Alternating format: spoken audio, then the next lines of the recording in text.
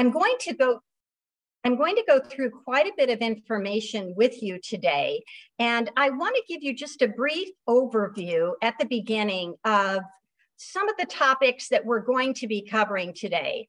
It's my hope that you'll leave the session today with a very good understanding of the rules and the requirements of ABLE accounts. I'm going to be discussing the ABLE Act, and the ABLE Act is the primary source of all requirements for ABLE accounts, such as who's eligible to save, how much money you can save in an account, how to use the account, etc. And then most of the time will be spent covering the features and benefits of the ABLEnow program. And then how you can get more information. If you're interested in opening an account, I'll tell you how that can be done, as well as other resources that you can look for questions and answers that you may have. But first of all, it's so important to know more about the ABLE account and ABLEnow, the Virginia-sponsored program, because this is still a relatively new financial tool for eligible Americans with disabilities. But I always like to start the presentation telling you that we really do need your help, primarily to spread the word about this empowering program, because it's estimated that 8 million Americans with disabilities are eligible to have an ABLE account, but less than 1% of all eligible individuals have opened up ABLE accounts at this point. So we do need your help to spread the word and to tell others about the program. Now, during the presentation today, I'm going to give you a lot of information again about the ABLE Act and the ABLEnow program. But I want to point out that I'm not a legal, financial, tax, or benefits advisor. So I can give you an overview, but if you have real in-depth personal circumstances that deal about taxes, financial information, we always recommend that you talk to a trusted professional in one of those fields. But I should be able to answer most of your questions. And if I can't, I'll give you resources where you can go to get those questions answered. So let's begin by talking about what ABLE is. Well, again, ABLE accounts are still a relatively new savings option, and they're specifically designed for eligible individuals with disabilities to save private funds for the purpose of paying for qualified disability expenses. As many of you know, for far too long, people with disabilities couldn't save for the future without a fear of jeopardizing certain public benefits. Individuals with disabilities, again, and you probably know this, can have no more than $2,000 in assets at any given time in order to remain eligible for many of the benefit programs. And the benefit programs are so important because they provide the much needed supports and services. So for those of you that don't know much about ABLE, the idea for ABLE came about 15 years ago. And it came about because a group of parents in Northern Virginia were frustrated that they could open college savings accounts, 529 accounts, for their children without disabilities, but there wasn't a similar tool where they could save for their children with disabilities for many of the important needs that those children had. And so we're so fortunate that advocates fought hard to change this. And the result was the federal ABLE Act. So now you're empowered to save up to $16,000 a year in an ABLE account without endangering eligibility for certain means-tested benefits like supplemental security income and Medicaid benefits. Now, there's an added benefit for working account owners who don't participate in an employer-sponsored retirement program. They're able to contribute above the annual contribution limits, and that's thanks to the Able to Work Act. This additional contribution limit is up to the lesser of $12,880 or up to $28,880, depending upon a person's income. So this allows those working adults that aren't in an employer-sponsored program to save beyond that $16,000 asset limit. And then the Federal ABLE Act of 2014 modified the US tax code, and that was section 529, and it opened the door for ABLE accounts. And the ABLE Act was named after the late Stephen Beck Jr. And he was a Virginian that advocated for people with disabilities. But sadly, Mr. Beck passed away right before the ABLE Act was signed into law. And so now the ABLE Act is named for him just to give him the accolades and the recognition for his hard work. So it's the Stephen Beck Jr. Achieving a Better Life Experience Act. His daughter, Natalie, became our first customer when our program opened. And so we were so excited that Natalie was our first customer. And then Mr. Beck's widow, Catherine Beck, currently serves on our board. And we are so thankful for her advocacy and help with the ABLE program, as well as serving on our board. So again, keep in mind, ABLE is an abbreviation. It stands for Achieving a Better Life Experience. And similar to 529 college savings accounts, all ABLE programs must be administered by a state. I believe there are approximately 47 different ABLE programs. Many are open for national enrollment. And ABLEnow, the Virginia-sponsored program, has individuals in all 50 states saving with the ABLE program. So again, in 2015, Virginia became the first state to pass legislation after the federal ABLE statute was passed. This legislation authorized the development of 2 ABLE programs here in Virginia. They're both sponsored by the Commonwealth of Virginia. There's a direct sold program called ABLEnow, and there's an ABLEAmerica program for those interested in working with a financial advisor to open a program as well. And again, both programs are open for national enrollment, and they have unique advantages for all customers, regardless of the state of residency. But for those of us living in Virginia, there are special tax benefits. ABLEnow is the largest independent direct sold savings program. It's the largest independent program in the country. And we opened our doors in 2016. The legislation was passed in 2015. We opened our doors in 2016. And although it's sponsored by the Commonwealth of Virginia, again, we have people in every state saving in an ABLE program. A person must be a US citizen or a legal US resident. But even if you open an account in Virginia, you move, say, to North Dakota, you can still keep your ABLEnow account open. And later in the presentation, we'll review some of the advantages of the ABLEnow program, including the industry's first mobile app. And this is a very easy way to help customers manage their account directly online. And it really improves accessibility as well. So ABLEnow is administered by Virginia 529. We're an independent state agency, and Virginia 529 is the largest college savings plan in the country. We've been helping individuals save for education, post-secondary education, and now our mission has become even more inclusive with the addition of ABLEnow. So just to summarize, ABLEnow is a direct sold savings program. You can open it up 24/7 online. And ABLEAmerica is our advisor sold program. So let's take a look at ABLEAmerica. This is the first and the only ABLE program where you would open an account directly with a financial advisor. It's distributed by Capital Group, which is home of the American Funds, one of the oldest and largest mutual fund companies in the country. ABLEAmerica is open to individuals in all 50 states. And like other ABLE programs, it's governed by the rules and requirements of the ABLE Act. And again, just a reminder, those rules and requirements are the age of the onset of a disability for a person that's eligible, how much you can save, et cetera.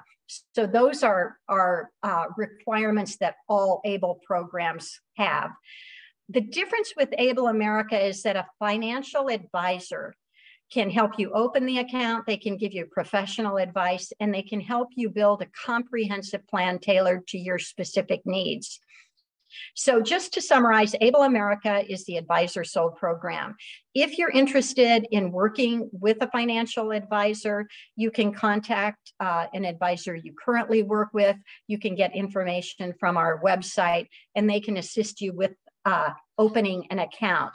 But for the purposes of this presentation, we're really going to be talking more about the ABLEnow program that you can open directly online. Who is eligible to open an ABLE account? Well, an eligible individual is someone who developed the onset of their disability before the age of 26. They're either entitled to supplemental security income, those SSI benefits, or SSDI insurance, Social Security Disability Insurance benefits based on a blindness or disability. Or if a person isn't receiving SSI or SSDI benefits, they can also open an account by self-certifying that they have a qualifying disability diagnosis from a physician. And so a licensed physician can also fill out the paperwork, and you could be considered an eligible individual. Now, there is something I'd like to mention about the ABLE age restriction. I'm going to read my notes on this because it's really important. The proposed ABLE Age Adjustment Act would extend ABLE eligibility from the onset of the disability prior to the age of 26 to the onset of the disability prior to the age of 46. And so what this would mean is that millions more individuals with disabilities would be able to open an ABLE account. In February 2021, legislation was reintroduced in Congress to try and push this through. And it looks like they're taking a look at it right now. So we're hoping at some point that that onset of disability does go up to the age of 46. But right now you can open an account just as long as the onset of the disability occurred before the age of 26. I would like to point out as well, though, that we have customers that age and range from newborn to people in their 80s. So we have people of all different ages. It was just that key point that the disability had to have occurred before the 26th birthday. So there are different ways that you can use the money in your account. But with the ABLEnow program, it's extremely flexible. You can use it 24/7 for expenses that are qualified disability expenses, and they're extremely broad. An expense is qualified if you incurred the expense at a time you were an eligible individual, the expense relates to your disability or blindness, and the expense helps you improve or maintain your health, your independence, and quality of life.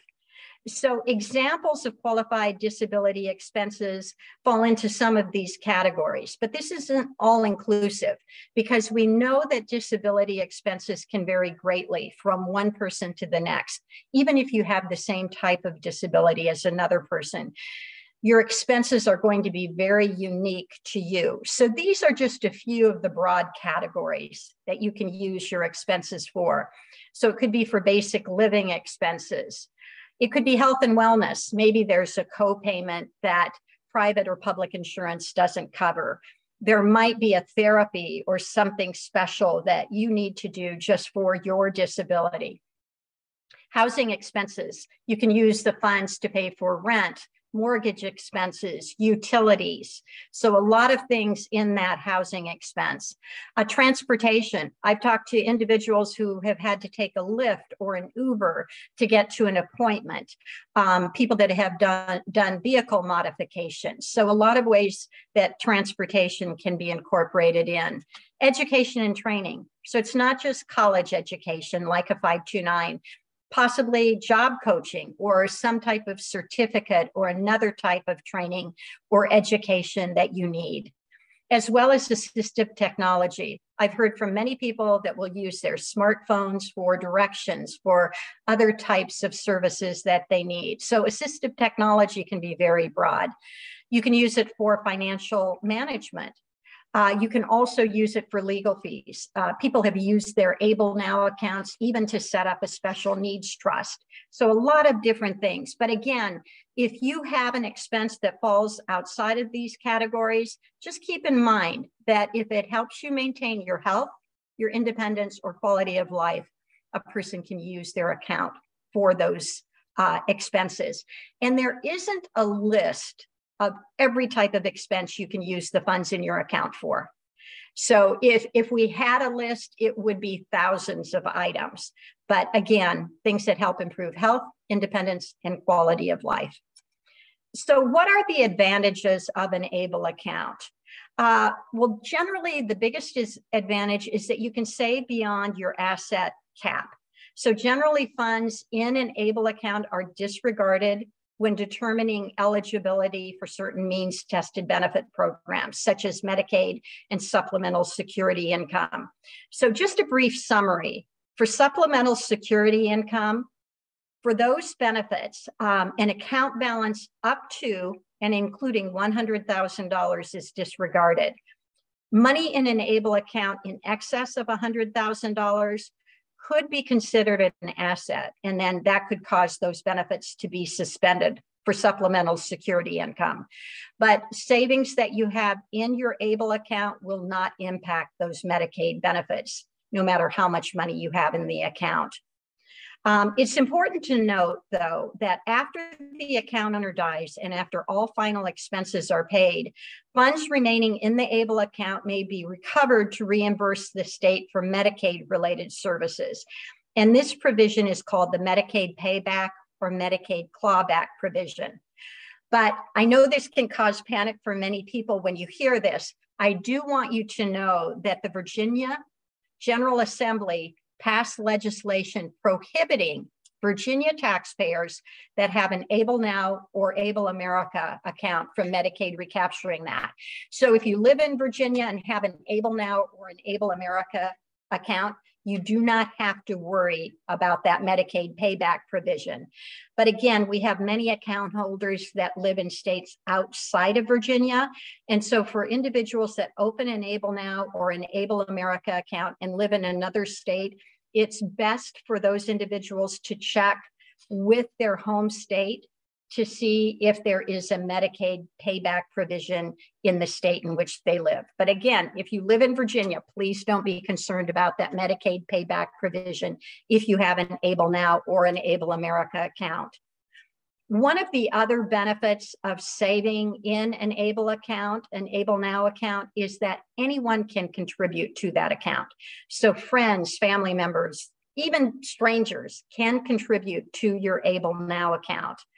And making a gift contribution is really very, very easy. We have a convenient website with a Give a Gift portal that makes it easy for anyone to contribute a gift.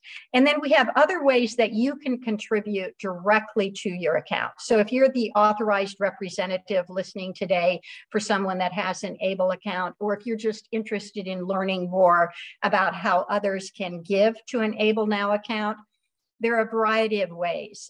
We now have direct deposit where a paycheck can be directly deposited into an ABLE account, ABLEnow account, Social Security income, any recurring payment that you receive can now electronically be deposited into an ABLE account.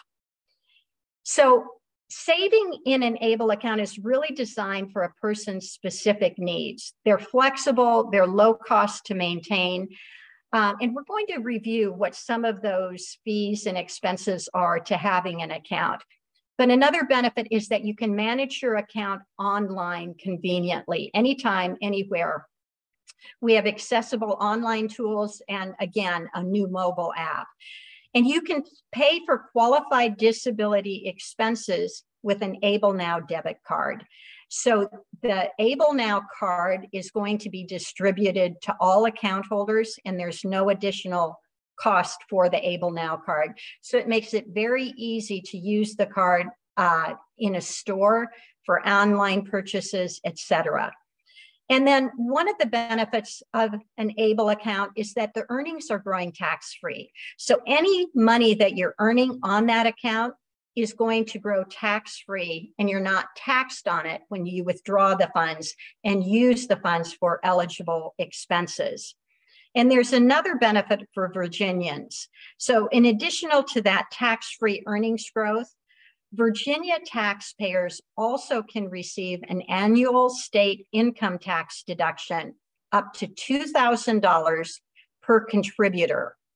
So that's up to $2,000. So let's say a parent has an account for their child and the parent puts $2,000 into that account. They can get a $2,000 tax deduction. If a grandparent lives in Virginia, they contribute $2,000. They can also get that $2,000 tax deduction. So it's per contributor to that account.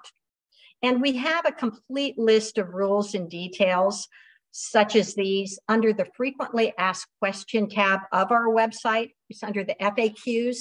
So we'll have a lot of questions and answers similar to these directly on our website.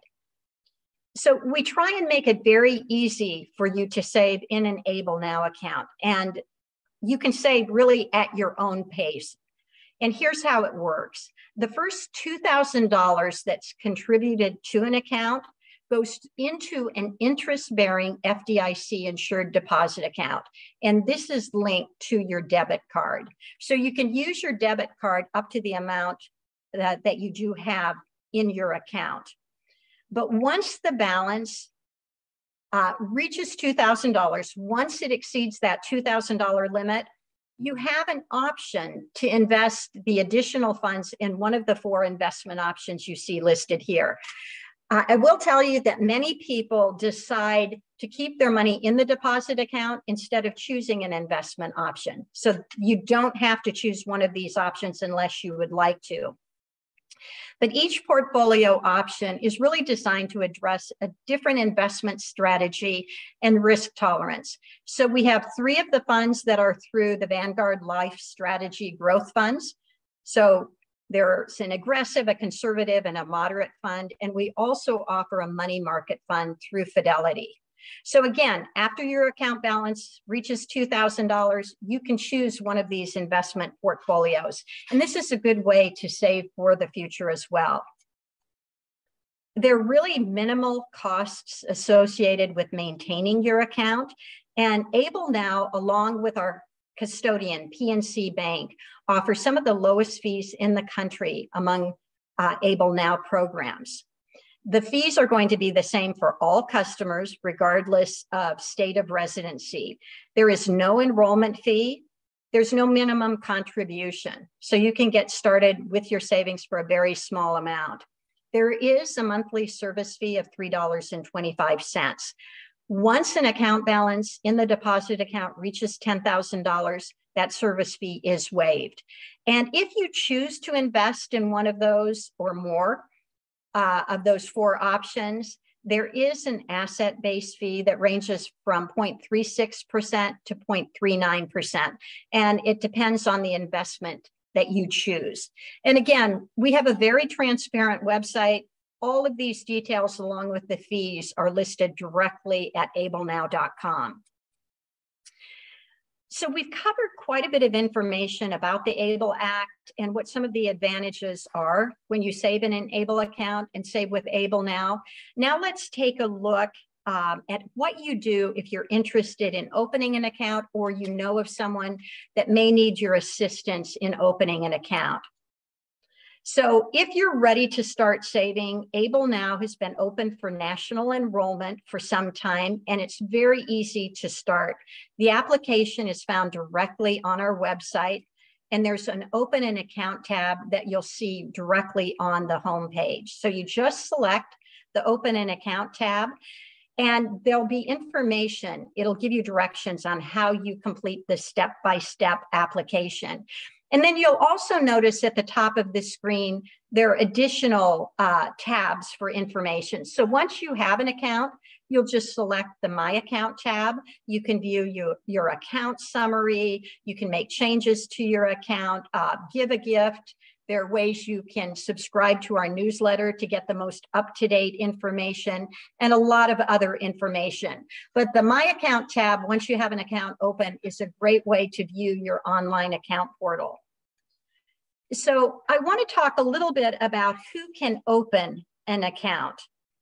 An eligible individual can open and manage their own ABLE account if they're over the age of 18, and they can do this independently if they choose to.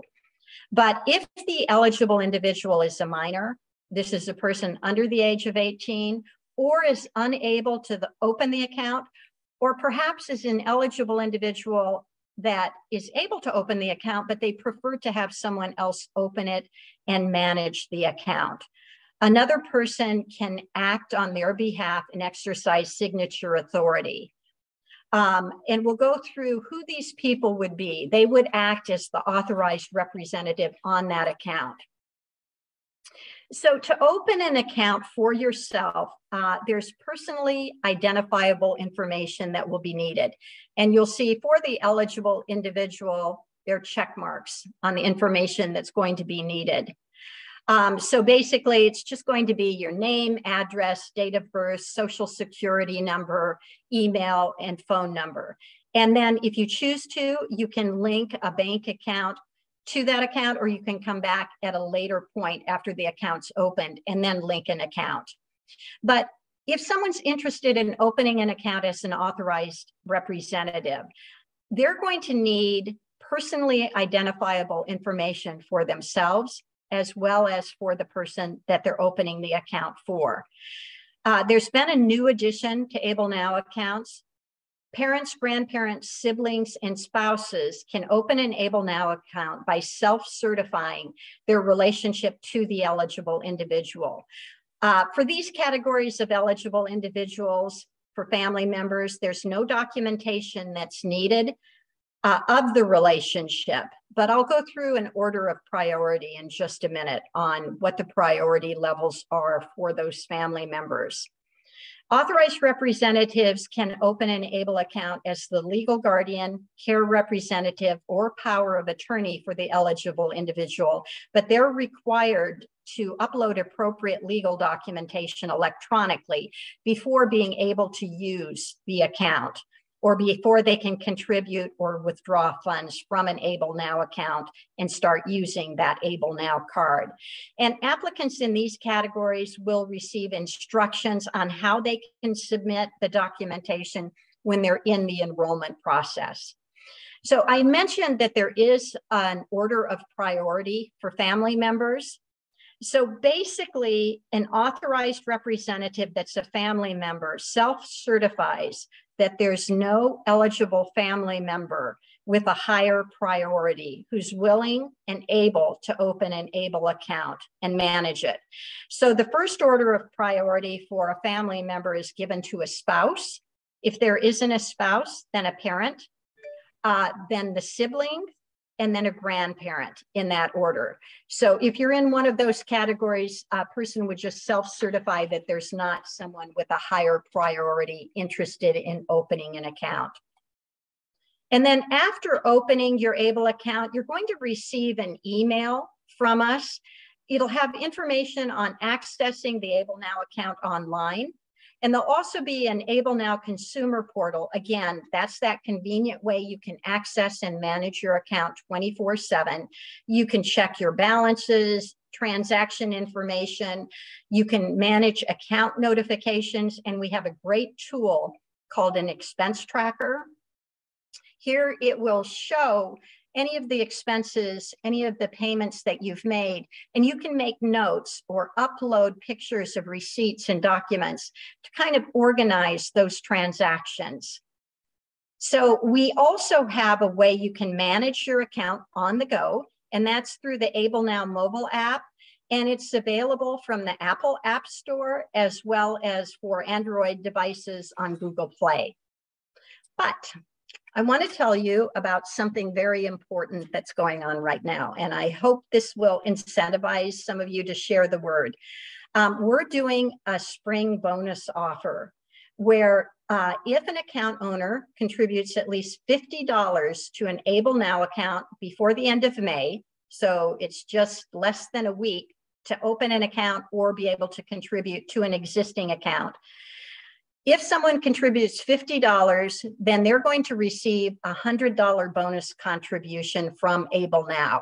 So it's a really great way to get started, or if someone already has an account and they can contribute $50, then a $100 bonus will be given to that account.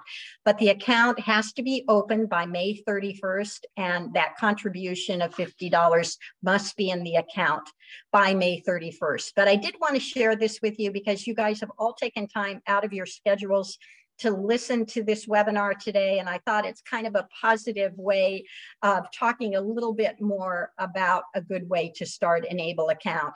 If you know of someone that could benefit from this, please tell them they can read through the terms and conditions on our website, and it will give you all the details about how this promotional bonus offer is going to work. Now, I'm just about done with my presentation, and I do want to hear your questions, but I want to go through some of the most frequently asked questions we hear. Probably the most frequently asked question I hear is, if I'm older than the age of 26, can I open an account? And the answer is yes, as long as the onset of that disability occurred prior to the 26th birthday, a person can open an ABLEnow account. But if the disability occurred after that time period, a person would not be considered an eligible individual. But again, we're trying and fighting hard for that ABLE Age Adjustment Act to increase that age limit. The second question, do I need to live in a certain state to open an ABLEnow account? No, you can live in any state across the country. So if you're living in Virginia and move, you can still keep that ABLEnow account open. And then how much can I save in an ABLE account each year? You can save $16,000 a year in an ABLE account. That's from all sources, unless you're an eligible working individual that doesn't participate in an employer-sponsored retirement program. And there you have up to a maximum of $12,880. Again, it depends on the person's income. So it's the lesser of your income, or up to a maximum of $12,880. Can I have an ABLE account and a special needs trust? Yes, absolutely. We find that they often go hand in hand. Some people will have an ABLE account because it's very inexpensive to open. There's no minimum contribution. There's only a small maintenance fee. And many times people open an ABLE account to fund opening a special needs trust. So they really can go hand in hand. Some people will just have an ABLEnow account because it is less expensive. It's very flexible and easy to maintain. The last couple of questions, who can contribute to an ABLEnow account? Anyone can contribute. And you can open ABLEnow directly on our website. Just go to ABLEnow.com. And again, if you're interested in the financial advisor program, which is a great program as well, you just work with a licensed financial advisor. And you can find answers, again, to questions like these directly on our website. So I hope I've given you a good overview. And if there are any questions, I'm more than happy to answer those questions at this point as well. Thank you very much, Rebecca. This is Gail with VAIL. For those of you that did not hear in the beginning, VAIL is Valley Associates for Independent Living. We are a center for independent living serving 5 counties and 5 cities, with our main office located in Harrisonburg, Virginia. We strive to ensure that individuals with disabilities have opportunity and experiences to live independently in their community. And we're thankful today for Rebecca's presentation on ABLEnow. It has been recorded, and at this point, I'm going to stop the recording and then open it up for questions and answers.